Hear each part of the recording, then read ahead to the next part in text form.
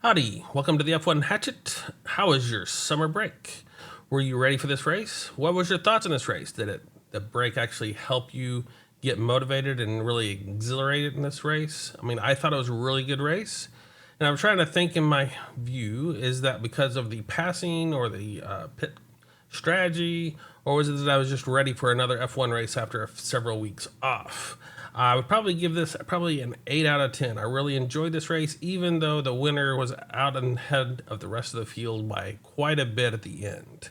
I thought it had all of the little bits and pieces that we were looking for. We had on-track action, and we had in-pit action, trying to undercut, and we had all of the different things that we were generally like to see. Right? It's maybe not quite as much as some of the other races and some of the other things we've seen. But it was, to me, it was really good, and maybe that was enhanced by having several weeks off, where I was not waiting for F1 to get back in action. But in general, I think I like this race. But what was your thoughts on this race? And are you ready for the Italian race? Are you ready for the qualifying already? Are you jumping in? I mean, I'm kind of already almost there, in the sense of just wanting it to happen. So, and that's just a week away, so I can't really wait. Anyway, I will go from the back of the pack to the front of the pack and kind of give you a breakdown of each driver and what I thought of how they drove. And if something happened to them that I know of, I will try to give that to you as well. So without further ado, we will start off with Jon Carpenter, who was still struggling seriously in that stake kick Sauber F1 team. Both of those drivers start fairly up in the field due to some other instances, but yet still fall back to the back of the pack after this race. Doing a 2-stop for each of those, not quite being able to do the 1-stop like a lot of the other teams, which I think hurt them as well in this running. They're the only team to be, both cars have 2 laps down in this race, so I think they're really still struggling. I think the Audi team, it's kind of what Bottas was saying, they're with Audis coming over and going to take over. There's been a lot of kind of stale instances of not really pushing forward as much as that team should be able to do. I think they should be a little bit closer to that back of the pack, potentially fighting for more of the points. And technically, it's going to be hard, but I know that they should be able to, at least on those rare occasions, get close to those point ranges. So in general, I think that stake F1 team is not anywhere where it needs to be. I think they're struggling with that team. I think the leadership that they're going to get back and put in place with all of that going on will help them once they get that sorted out. Hopefully that will be before the beginning of next season. Hopefully they can really get going on the end of this season to truly put forward some of that. But anyway, Jon Carpenter lost 2 positions at the very beginning of the race, so it wasn't a very good start for him. He got passed by he passed K-Mag on lap 3 for 19th, but that was basically all the action that I saw for the most part. He did box at lap 18 from switch from mediums, one of the few people to go that early. Switched to hards, went to hards to lap 51, and then switched to softs to see if he could make it through the rest, but didn't really help him out too much as he was into the back of the pack. He started the race in 17th position, even though he qualified in 18th, but still dropped down to 20th. So not a very good day for Jon Carpenter, rounding out the back, but again, most of that, I think, is due to the car, not necessarily the drivers. And, of course, just ahead of him is Valtteri Bottas, who qualified in 17th but started the race in 16th due to the shuffling of those drivers and was not able to get past 19th overall. He did have a decent start, at least, gaining 2 positions on the start. Started off one of the few drivers that started on softs, went to lap 15, switched to hards, went to lap 43 before switching back to a set of mediums. He kind of was in the back of the pack, kind of in the mix, but not really visible, so we didn't see a whole lot from him in regards, and I don't think he was able to really do any kind of on-track passing, so it was more due to the pit strategy, and then just kind of falling back through the rankings due to the poor performance of that stake kick F1 car. Then we get Kevin Magnussen. Kevin Magnussen actually qualified in 14th, ended up starting in 20th position. I have him starting in 13th, which I probably should have updated. Sorry about that. But he started in 20th position because of the changes to his car that was done overnight. So he started from the pit lane, and he, was trying to start off on hards, and went to lap 40 on those hards, was switching to a mediums, which kind of left him way up into the front field for a while. But once those tires started degrading, he had that pack of like 4 or 5 cars that passed him on that one swoop once they got to that point where they could get around him. And that really made all the difference. And then when he pitted, he just kind of fell back from there. So it was not a very good run from Kevin Magnussen. He did pass Sargent on lap 17 for 14th. And I think he passed Alcon at one point as well earlier on, but then dropped back into that pack because of the situation that he was in. That different strategy did not pay off this race. Even though I applaud Haas for choosing a different strategy to potentially gain some ground and potentially get the points. And with those changes that they did to the engine replacement parts, having to start from the rear of the pack anyway, might as well gamble and see if they can come out. So I'm sure he's not happy, but still a decent gamble for that Haas team to see if they could have a split strategy and potentially gain some points. Yuki Tsunoda started in 11th, qualified in 12th, but due to all of that, he was not having a very good race. He did pass Sargent on lap 23 for 16th position. He did lose a position at the very start of the race, and he did a 2-stop strategy, which did not pay off in this race either. He did start on softs, went to lap 14 before switching to mediums, switched to hards on lap 32 for that second pit stop, and then went the rest of the way, which didn't play out. I'm not sure. I didn't think I heard anything from Yuki after the race. I'm not sure if anything else was happening to that car, but he was not doing so well considering where he started off with and that strategy that they were put him in. So he ended up dropping back behind his teammate, which is not a good look either when they're trying to decide who is going to be in that second seat for that RB or Red Bull, even though he has signed his contract, so he is set. It just kind of plays out a little bit differently because you always want to beat your teammate, of course. And so, bad day for Yuki overall. I don't think anything drastically happened. I think that just 2-stop strategy was not working for most of the teams that tried it. So I think that was the base for his lack of performance in this. They should have had a better strategy, and maybe it was due to the tires that they had to do to get through the qualifying. Logan Sargent, who crashed in free practice 3, so was not able to enter the qualifying sessions, ended up starting off in 18th position due to Kevin Magnussen's start from the pit and the fun stuff about getting shifted around as well. So he started off, and of course Alex Albon's disqualification. He ended up starting ahead of his teammate, which I thought was pretty funny in the regard that he didn't run a single lap but still beat his teammate in qualifying due to all of that. But he started off in 18th position, worked his way up to 16th position. I think it was a fairly good run for Logan. I think he did a fairly good job, even though you didn't see a whole lot of action on track with him. He didn't have a whole lot of chance to really show what he could do on track because he was kind of stuck in those lines. But he did start off on mediums and went to lap 22 before switching to hards for the rest of the race, gaining a couple positions and being ahead of some of the bigger players like Yuki and Kevin Magnussen is always good to look at that performance gain that he has done. So hopefully, I know there's some rumors with that Williams seat, potentially even now, even about swapping him out mid-season.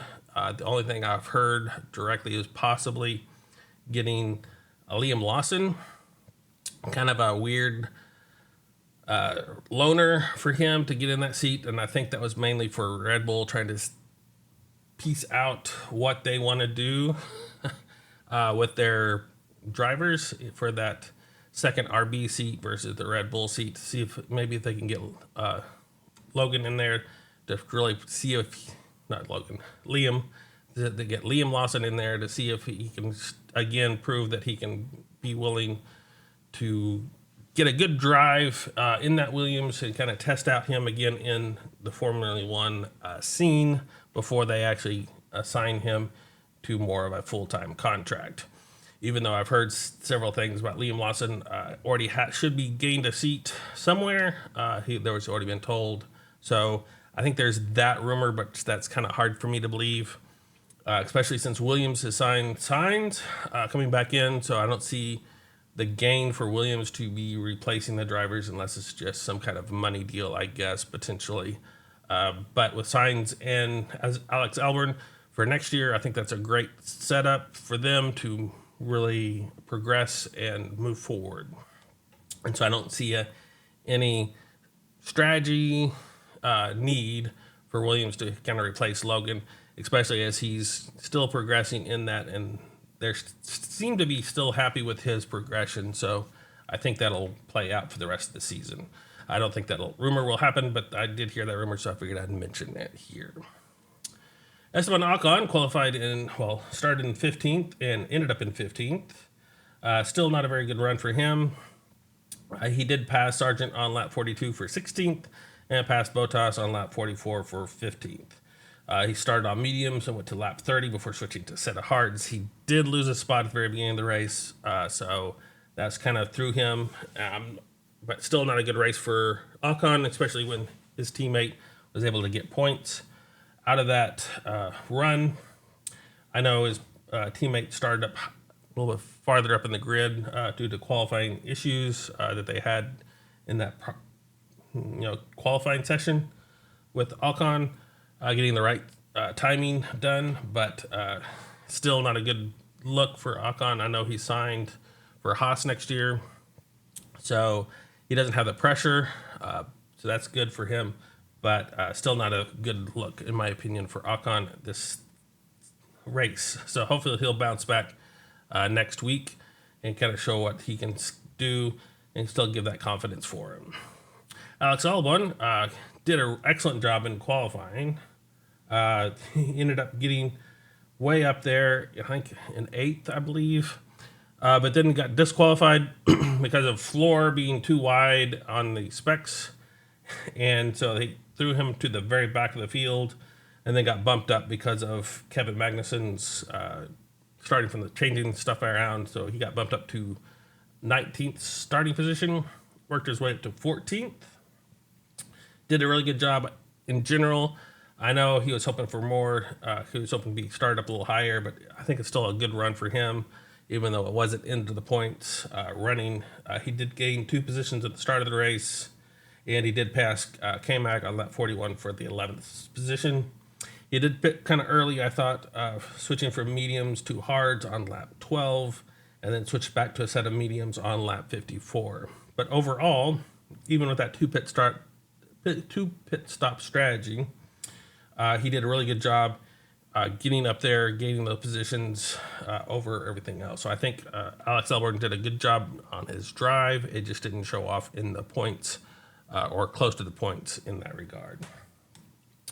Then we come down to Lance Stroll. Lance Stroll had a pretty bad drive. Started off in 8th position, actually qualified in 8th position, I guess, and then dropped back down to 13th. He did lose 2 positions at the start of the race. He had went from mediums to a set of hard tires on lap 30 for his one-stop run.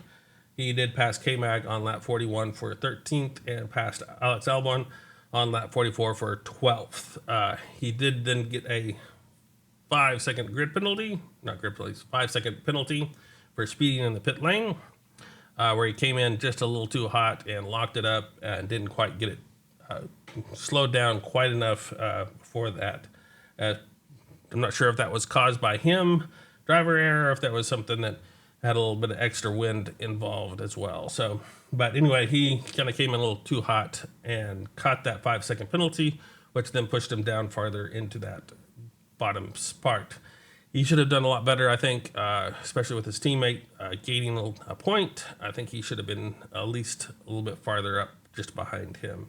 So not a good run for Lance Stroll, even though, of course, there's no pressure on him to lose that position. It's more of when he decides that he wants to be done with F1 and try something else with his dad running that team. So Lance Stroll, not a good race for him.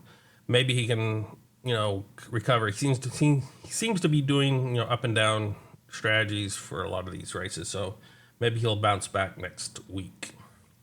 Daniel Ricciardo, he started the race in 13th position and then ended up in 12th, so he gained up 1 position overall. He did lose 2 positions at the start of the race, so that kind of hurt him, having to gain back those positions. He did start on mediums, went to lap 29 before switching to a set of hards. He did pass Bottas on lap 36 for 15th and passed Alexander Albon on lap 47 for 13th position.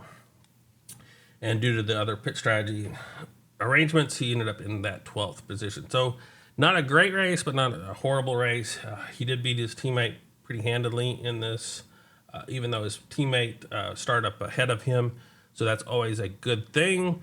I still don't think he's really proven himself that he is worthy of that Red Bull seat. But I know there's still that talk that he may end up replacing Perez in that seat to see if he can do anything in regards to that. So there is that. I would assume Yuki would have been there because he's proven himself to be a lot better than Daniel Ricciardo in these runs. But I know Daniel is the face, the fun face, the pre-experience of winning. So there's that piece there that he has the advantage on. And he did a good job over his teammate. I don't think it was just the best run for them to this race. So we'll have to see if they can get a little bit better for that RB next week in Italy.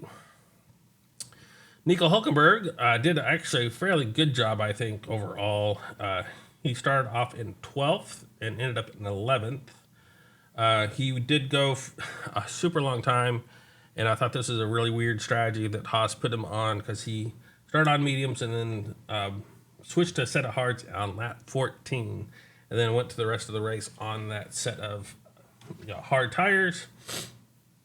So he was up there with the potential to get points, but with those tires running off and the new drivers coming in with fresher tire sets, they just weren't able to hold off on that point level position. So he was just knocked out of points, but I think it was a fairly good run for Nico Hülkenberg overall. He did pass Juan Yuzo on lap 2 for 19th position, then swap positions with K-Mag on lap 33 when their strategies collided. And Nico was coming around, and they knew that Kevin was going to have to pit at a later time. So due to all of that, I think it was a pretty good run for him to keep going on those set of hard tires as long as he did. So a good run for Nico Hülkenberg. And that gets us through the bottom 10. So we will jump to the top. Up to my far. There we go. So we have Fernando Alonso coming in that 10th position. He started off the race at 7th, qualified in 7th position, and got to 10th, or made it in that 10th position for that last point. He did lose a position on the start of the race. He did start off on mediums, went to lap 31 before switching to a set of hards. Kind of the normal race strategy. He did pass K-Mag on lap 41 for 12th, passed Hülkenberg on lap 64 for 10th. Decent run. I don't think the Aston Martin was quite on par. I know he was funny watching the in-car view of him at the end of the race where he kind of got out and was looking at the McLaren car to really kind of check it out, see if their flooring is done and whatnot, kind of being the investigator for the Aston Martin team, seeing if they can gain any knowledge from the McLaren's car to see if they can perhaps apply that for themselves. He was kind of like squatting down behind the car, after they came in. I thought that was pretty funny watching him do that. But a decent run for him, even though that Aston Martin really wasn't quite there. He didn't start.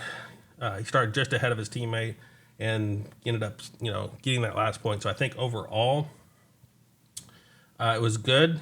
Not quite as good as the Aston Martin probably wanted, but it's still a decent run, as that Aston Martin is not really competitive in that top group of people, but they're actually a little better than the bottom half. So they're kind of in their mix by themselves. Then we have Pierre Gasly, who actually did a really good job, I think, as well. He did qualify in 9th, ended up in that same position, but he did gain 2 positions at the start of the race and was able to hold that throughout the race, even with all the fun that was going around him. He did go all the way to lap 32 on a set of mediums before switching to a set of hards. He passed Albon on lap 41 for 10th and passed Hulkenberg on lap 61 for 9th. And was able to hold that position and gain a couple points, which is always good to see. And of course, he was the last person to be lapped during this race. So just at that top of that back pack, I think, and whereas that top group was kind of running a little bit farther up ahead overall. So definitely an improvement for the Alpine in regard to the construction, and hopefully they can move forward, continue to make improvements to get it a little bit better in that regard. And I'm kind of happy to see Jack Doohan get that extra seat alongside Pierre Gasly and see really what he can do, kind of prove his skills. I know he's been in the background quite a bit, helping that team, and to get him up in the front in the actual F1 car driving around next season will be good to see, and see him really, giving that extra punch for that team. So I think it'll be exciting to see what he can do alongside of Pierre Gasly, see if he can, keep up with Pierre Gasly, or if he, drop back in that pack, being a newer driver, even though he's been around a little bit. So I think it was good to see him get the opportunity in that Alpine after all of the driver hula that's going on during the funny season this year. But that's my opinion. So hopefully that'll come to play, that he'll be a decent driver for Alpine next year. Then we come into that front of the pack with Lewis Hamilton, who had a 3-place grid penalty for impeding, I think it was Perez, in qualifying. And my view of that was that Lewis was not impeding. There's nothing that Lewis could have done in regard. It seems like, in my view, Perez was coming around and just kind of got spooked, and so he slowed down before that, and so he ended up into the apex of the corner alongside of Lewis, and so that hurt him more in that regard. So he basically had to throw that lap away. But that was kind of my view. I didn't see the really view from Sergio's point of view, so I had to wonder about that calling. But anyway, that pushed Lewis Hamilton to start the race down into 14th position instead of the 11th spot where he qualified in. But even with that qualifying position, or starting grid position, he ended up making his way all the way up to 8th place. They did a really good job on that front. He did pass Stroll on lap 15 for 10th, passed Alonso on lap 16 for 9th, passed Hulkenberg on lap 29 for 13th. He did gain a position at the very beginning of the race. He started off on soft, so he was one of the, I think 3 people that started off on soft tires and went to lap 23 on those softs. So he went quite a distance compared to the other drivers on those soft tires, and then switched to a set of hards.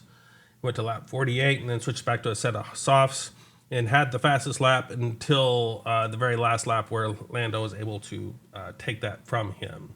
So overall, I think Lewis did a really good job with all the consequences that he had. I think he did a good run, get back up in 8th, get some decent points for Mercedes, keep them roughly into that fight. Good job for him. George, on the other hand, even though I think their Mercedes wasn't quite as good as they were hoping it was going to be as well for him. He did gain a position at the start. He did start in fourth and dropped down to seventh.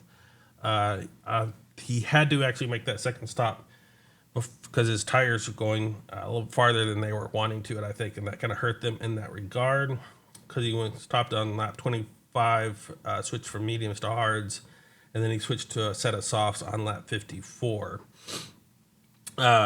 So during that, he did pass Alonso for 8th on lap 27.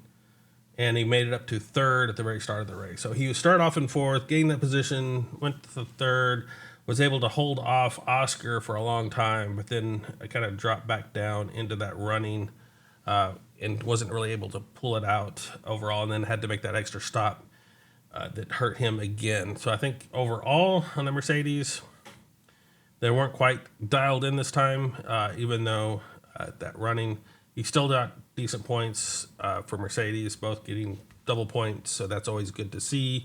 Keeping them kind of in that running, even though it's kind of a far fetch that they'll get anywhere due to those with the teams ahead of them. But it always keeps them that hope, which always keeps that drive alive, which is always good to see. Sergio Perez didn't do horrible, even though he lost a position. He started off in 5th, ended up in 6th. He did lose a position at the very beginning of the race, but I don't think that was necessarily all of that bad for him in the regards. He did pass Alonso on lap 32 for 7th.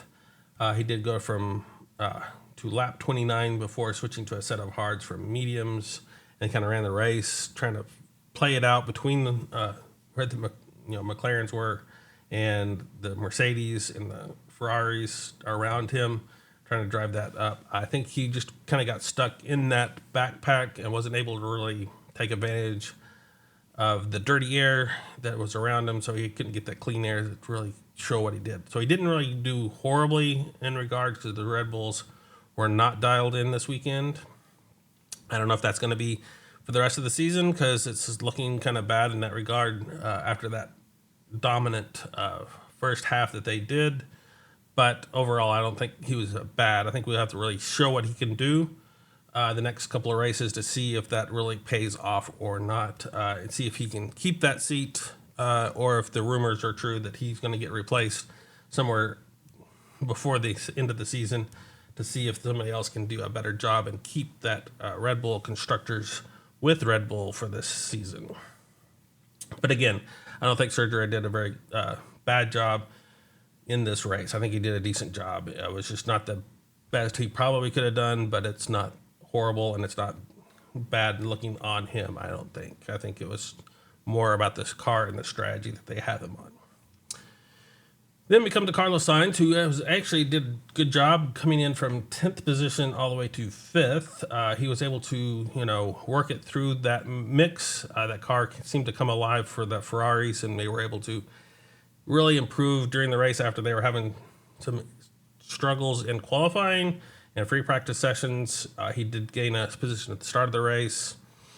He went to lap 30 before switching to a set of hards from that medium set. He passed Alonso on lap 8 for 8th. Passed Gasly on lap 11 for 7th, and passed Perez on lap 47 for 6th. So he was able to work his way up through the field. I think he did a good job in that Ferrari. Kind of a surprise to him, it sounded like as well, that Ferrari kind of came alive. So a good run for Carlos Sainz, coming back from 10th, getting good points for Ferrari as well, having that qualifying issue, dropping him back down to that 10th starting grid position. Oscar Piastri qualified in 3rd, ended up in 4th, so he dropped the position.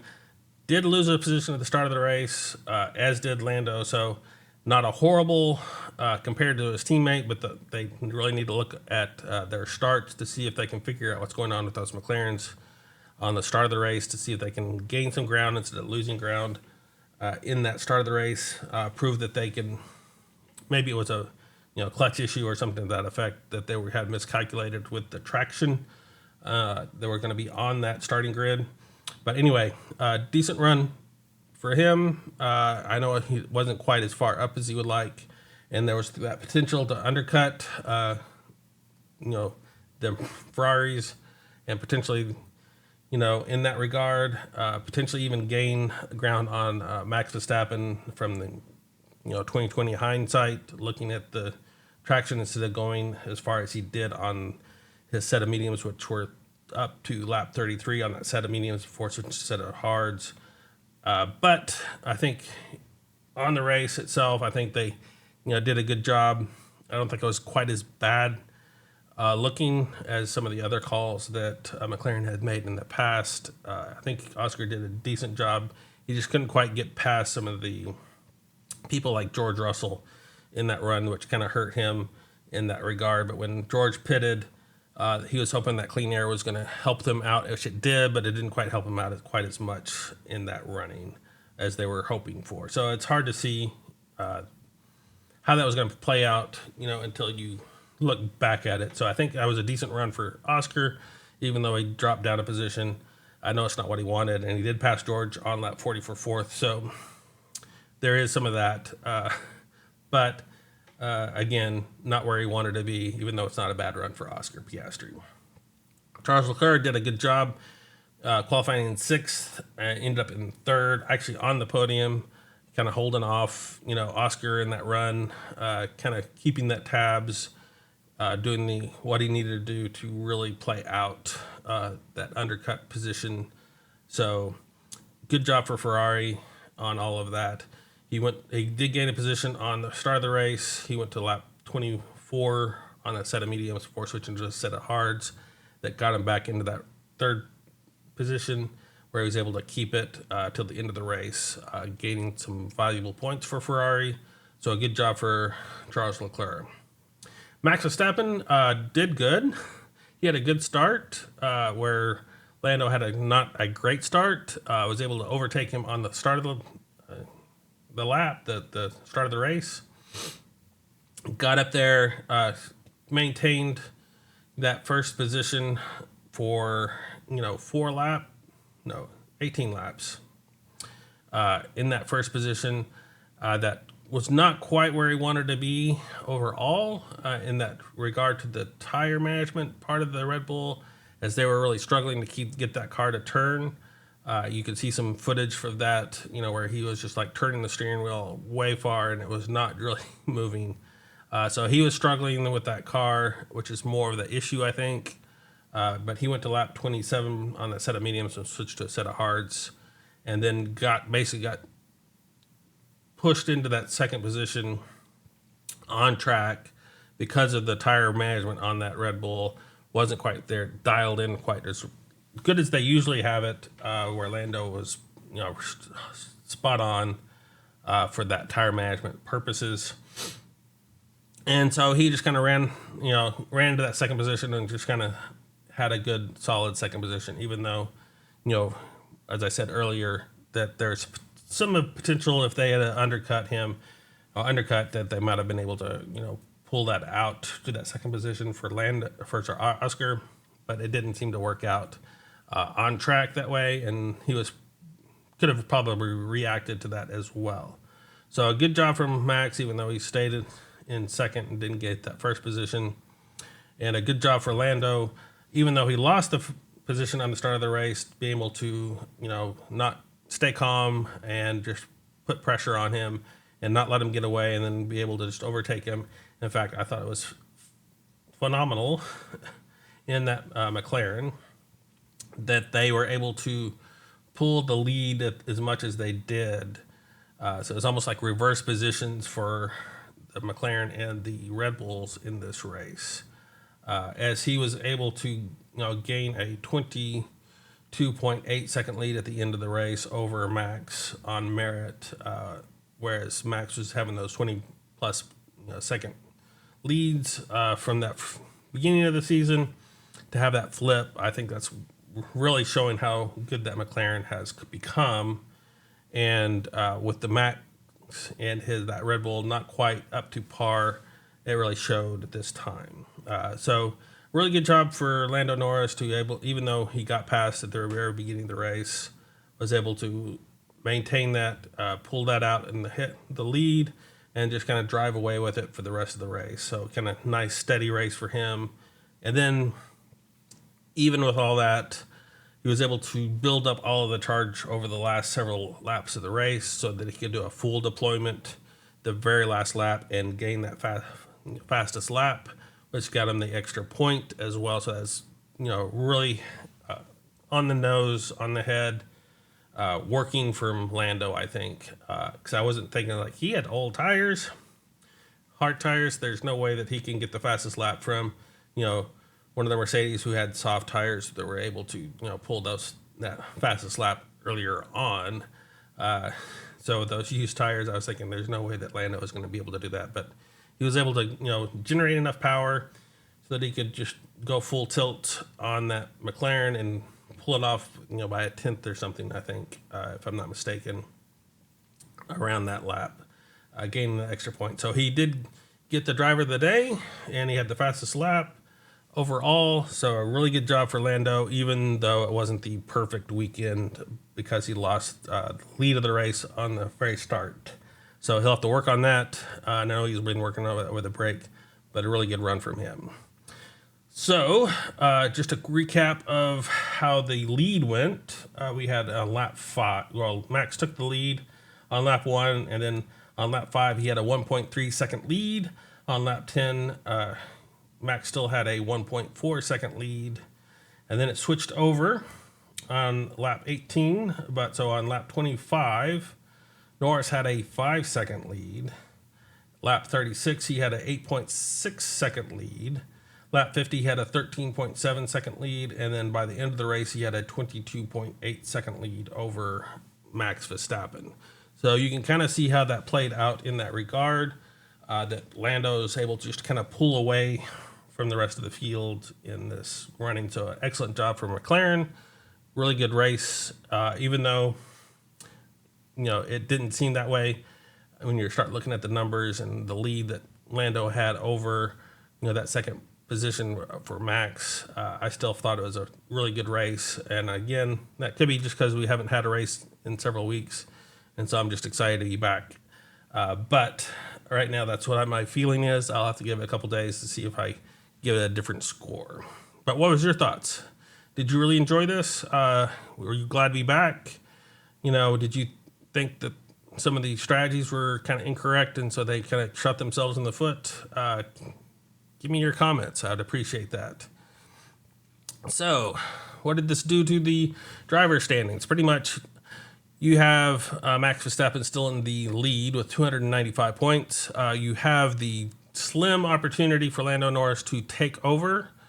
If Lando Norris gets the wins every race, and I think they said he has to have the fastest lap as well.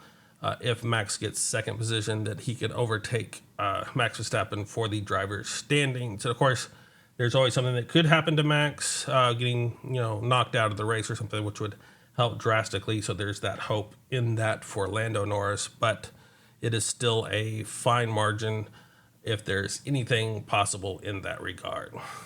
But Lando's a good solid 225 points. Whereas Charles Leclerc is 192, so he is not super behind Lando either, so he has to watch out for Charles Leclerc coming up and trying to take that second position away from him.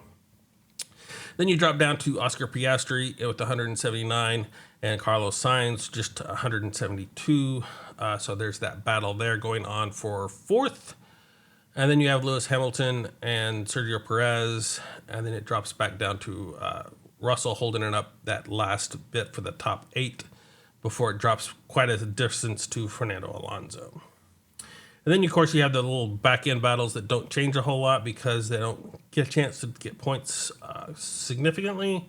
So you have Yuki and Nico still with 22 points, Daniel sitting at 12, but this time we have Pierre Gasly finally being able to overtake Oliver Behrman for that 14th position as he gained some points, the 2 points this weekend. So he's up to 8. And then, of course, you have the 3 people at the very back with Juan Yuzo, Logan Sargent, and Valtteri Bottas yet to score. And see, Alex Albon had the chance with his qualifying session to have jumped up a little bit, but getting disqualified, that kind of pushed him back where he didn't quite have that opportunity in the race. So there's still some opportunity to happen in that backfield. We'll just have to wait and see when the opportunity presents itself. So we have the constructor standings. We have now with Red Bull with 434 and McLaren with 404. So they're only 30 points behind Red Bull for that constructor standing, which can drastically change depending on how each driver makes it in that running. If Perez ends up having some bad races, or if some reason, Max gets, taken out of a race for some weird reason, you could have that swing fairly easily, I think. So there's a good chance that McLaren will fight for that first position over the rest of the season, in my view. So that's going to be exciting to see how that plays out over the next several races. Of course, you drop back a little bit to Ferrari with 370 and Mercedes at 276. We also kind of see a couple points here and there, like Aston Martin gaining the point, and you have Alpine up to 13 points. So I don't think that position that Haas is sitting in on that 7th position is totally secure. I think Alpine, in their performance gains, can potentially overtake Haas as well. So there's that running, and of course, will Stake ever get a point? We'll have to wait and see. Doesn't look likely at this point in time with how they're playing out, being at the very back of the field, but we never know. So what is coming up next? It is the Italian or Monza GP race. On September 1 is when the race is going to happen. It was introduced in 1950, and it has a length of 3.6 miles. We'll run 53 laps for a total race distance of 190.587 miles.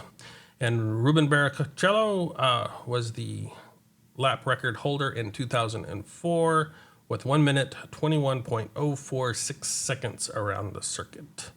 So until then, I will see you on the grid, and farewell. And of course, if you made it this far, I'd appreciate a like and subscribe if you want to see my reactions to Monza. Again, farewell, and we'll see you on the grid.